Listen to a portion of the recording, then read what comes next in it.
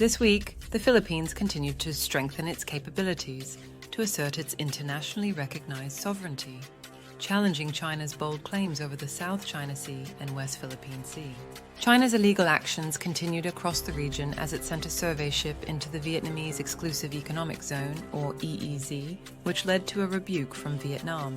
The Vietnamese incident with China demonstrates how smaller powers in the region have remained consistently vigilant against a predatory China. Unlike Vietnam, the Philippines has a series of alliances that it is fostering to give it more options to stand up to Chinese illegal activities when compared to its Pacific neighbor, Vietnam.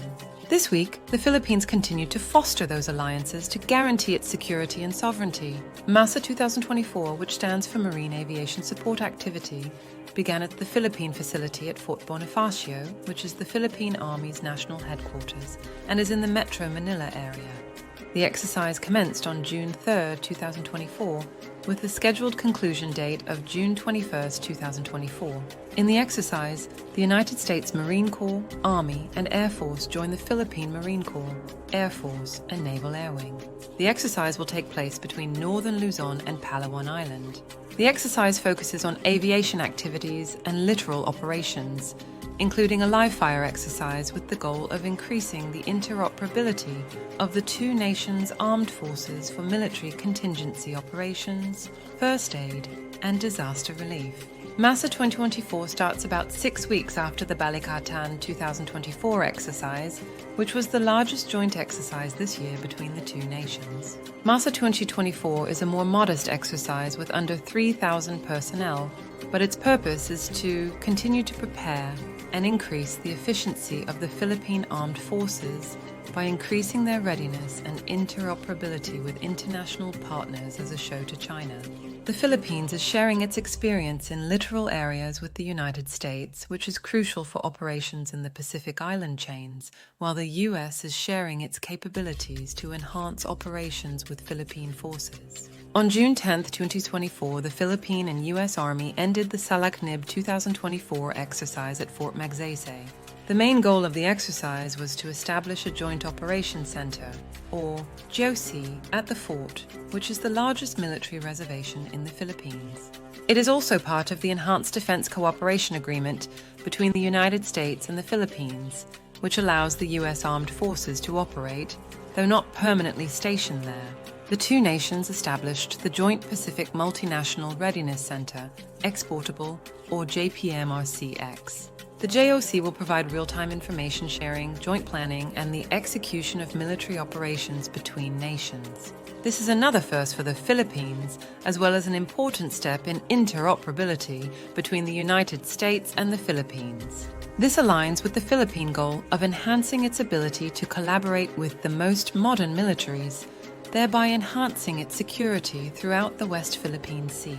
Additionally, it provides the U.S. with an additional capability to challenge China, a development that is also beneficial to the Philippines.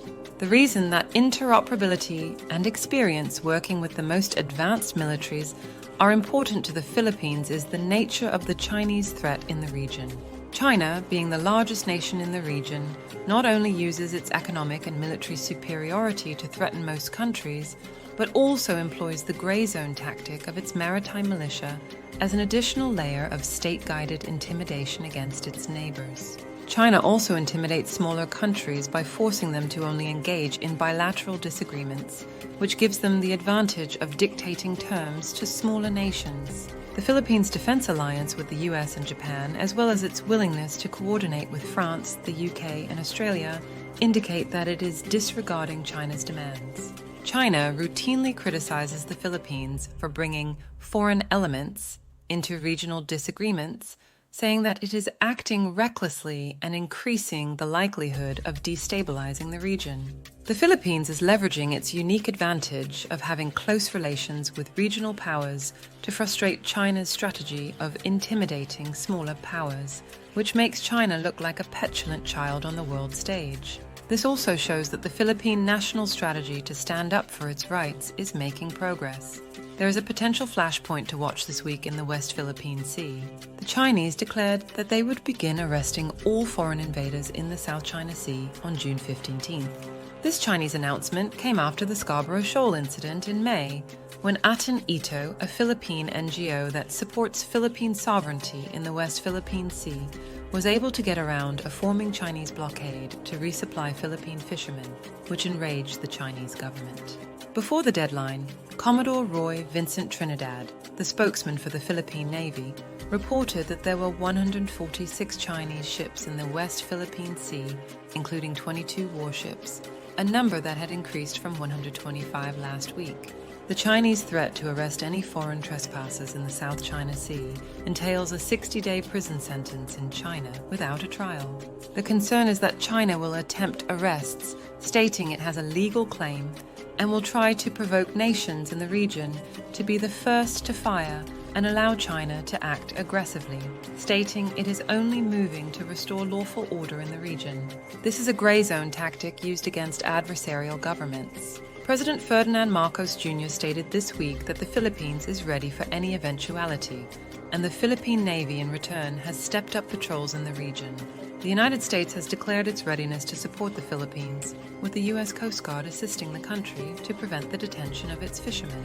The Philippines has stated that it will not mirror the tactics of the Chinese and is committed to non-violence unless it first responds to violence committed against it. This will greatly frustrate China's attempts to use the first-to-fire strategy to justify aggressive action against the Philippines, or any of the other countries that have disputes with China in the South China Sea. The Chinese cannot withdraw the policy because it would set a precedent, lose credibility in international affairs, and disregard domestic public opinion. The most probable outcome is that the Chinese will again be frustrated by the Philippines and will most likely exercise newfound flexibility in their order, or they will maintain the policy as stated but steer clear of any incident, thus avoiding the escalation. All of this hinges on this new obstacle to peace that begins on June 15th. On June 12, 2024, the region celebrated the 126th anniversary of the Philippines' Declaration of Independence from Spain, marking the end of 300 years of Spanish colonial rule. The declaration was made after the U.S. defeated the Spanish fleet in Manila Bay in May 1898.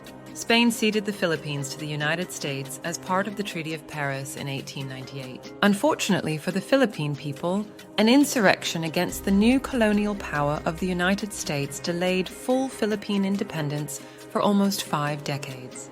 It was not until July 4, 1946, that the United States and the Philippines agreed to the full independence of the island nation. The U.S. has learned through the insurrection, Japanese occupation, Cold War, and war on terror that there is truly no more tenacious foe than the Philippine people, and no greater friend to have in the Philippine people. Philippine activities in the region and its relentless dedication to ensuring its internationally recognized sovereignty are important in maintaining the balance of power in the region, which allows the free flow of shipping through the South China Sea. It has also served as an example of how to stand up to China's lawless actions. As China continues its illegal actions, there will be challenges and setbacks, but the Philippines will continue to demonstrate how regional alliances, despite China's protests, are a way forward to pressure China on the international stage.